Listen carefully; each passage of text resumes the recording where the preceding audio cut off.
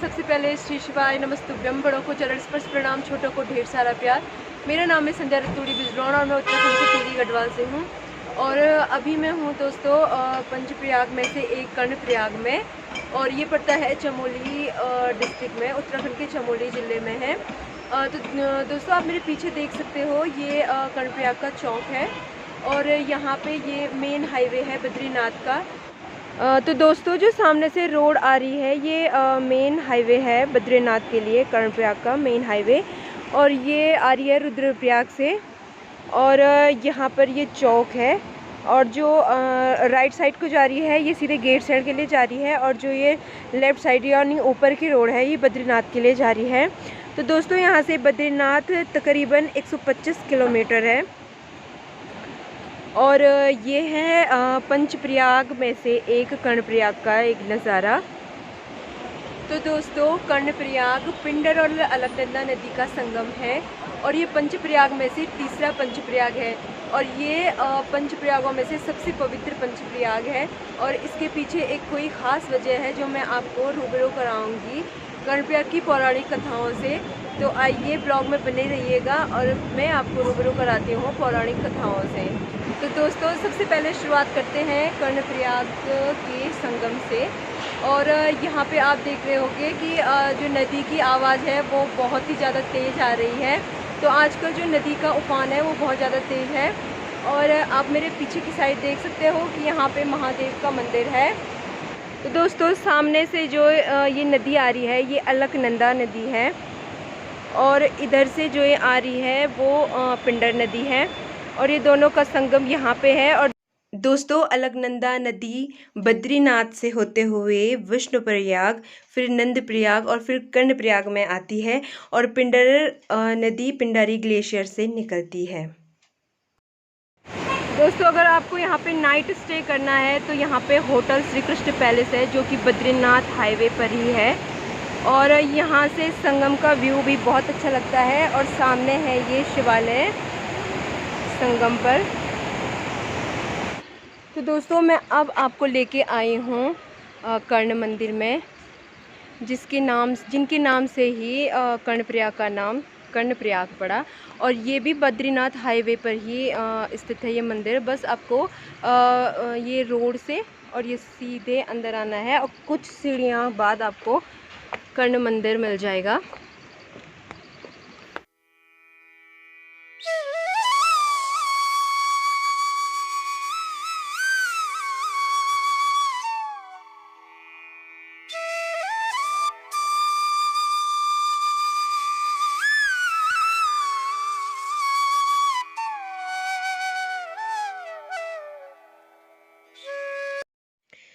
तो दोस्तों यहाँ पे है श्री कृष्ण और कर्ण जी की मूर्ति, जो कि उत्तराखंड में एकमात्र कर्णप्रयाग में है जहाँ पर कृष्ण और कर्ण एक साथ हैं।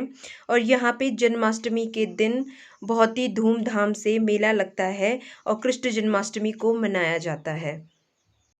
तो दोस्तों पौराणिक कथाओं में ये कहा जाता है कि कृष्ण भगवान ने कर्ण जी का दाह संस्कार यहीं पे अपनी हथेली पर किया था, क्योंकि कर्ण जी ने कृष्ण भगवान जी से कहा था कि मुझे ऐसा स्थान चाहिए जहाँ पर पृथ्वी में किसी का दाह संस्कार न किया हो। तो उनको एकमात्र जगह यही कर्णप्रयाग में मिली, जो सिर्फ 1 इंच की जगह ऐसी थी जहाँ पे किसी का दाह संस्कार नहीं किया गया हो। तो भगवान जी ने यहीं पे, कृष्ण भगवान ने यहीं पे अपने हाथ पर कर्ण का दाह संस्कार किया था।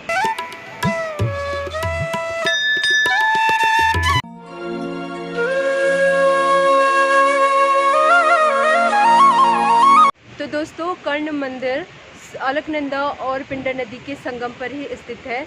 और पहले ये कहा जाता है कि पहले जो ये शिला है जहाँ पे ये कर्ण मंदिर है, तो ये शिला पूरी पानी में थी, पानी के नीचे थी। बस शिला का शिखर ही ऊपर था जहाँ पे कर्ण भगवान ने तपस्या की थी सूर्य भगवान की, और उनसे यहीं इसी स्थान पर कवच और कुंडल मांगा था।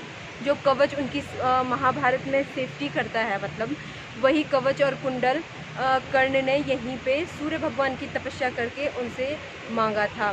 तो पहले ये शिला पूरी पानी के अंदर थे, तो जैसे शिला पर आज ये मंदिर बना हुआ है, तो ये शिला पहले पानी के अंदर थी। सिर्फ शिला का जो शिखर होता है, एक नोक होती है जो वो ही पानी के ऊपर था, तो वहीं पे तपस्या की थी कर्ण ने सूर्य भगवान की।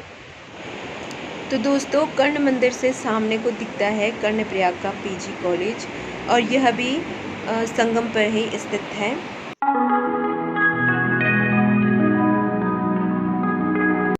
तो दोस्तों संगम पर ही कर्ण मंदिर है, और ये शिला है, यहाँ से ये शिला ऊपर, अब इसमें पेड़ पौधे हो गए हैं, लेकिन यही शिला थी जहाँ पे जो कि पहले नदी के अंदर थी।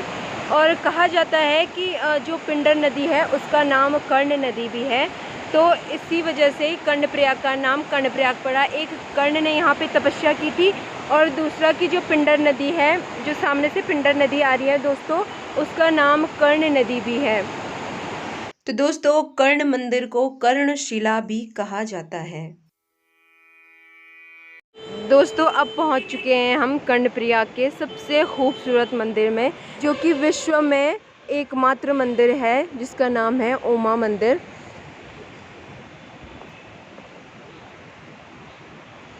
ये उमा देवी मंदिर का प्रांगण है पूरा।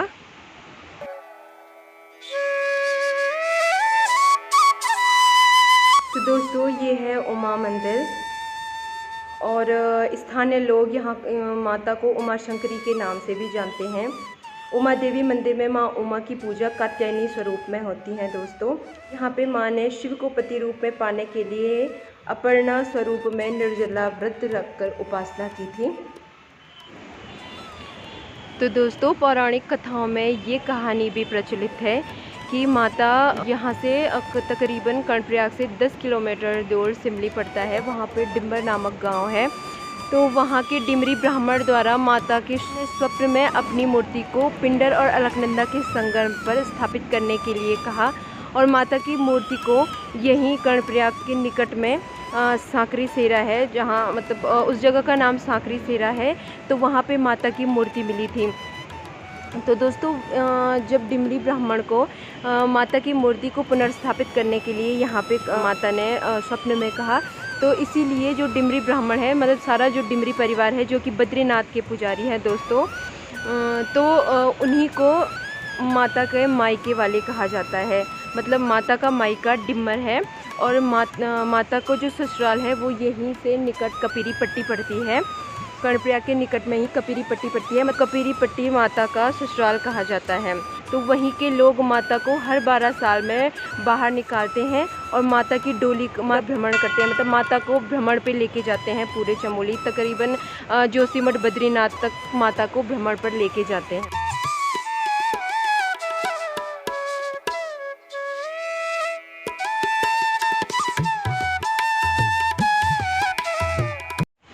तो दोस्तों यहाँ की मान्यता एक यह भी है, जहाँ पे माता की मूर्ति मिली थी, यहाँ यानी जो डिमरी ब्राह्मण को यहाँ पे माता की मूर्ति मिली थी सांकरी सेरा में, तो वहाँ पे जब विष्णु भगवान जी ने माता ने जब अपने को अग्निकुंड में दाह किया था, तो सुदर्शन चक्र से माता के जो शरीर के अंग थे जगह जगह पे गिरे थे, यानी जो आपको 51 शक्तिपीठ में से माता का एक शक्तिपीठ यह भी कहा जाता है उमा मंदिर। क्योंकि दोस्तों यहाँ पे जहाँ पे माता की मूर्ति मिली थी, तो वहाँ पे माता का साकरा, यानी जो हम औरतें बालों पे जब चोटी बनाती है तो एक आर्टिफिशियल तरीके का होता है साकरा, जिससे कि बाल चोटी पे लगाते हैं, बाल थोड़ा लंबे हो जाते हैं। मैं आर्टिफिशियल हेयर की बात नहीं कर रही हूँ, मैं साकरा की बात कर रही हूँ। मुझे उसका और अर्थ नहीं पता हिंदी में, पर यहाँ पे उसको साकरा बोलते हैं।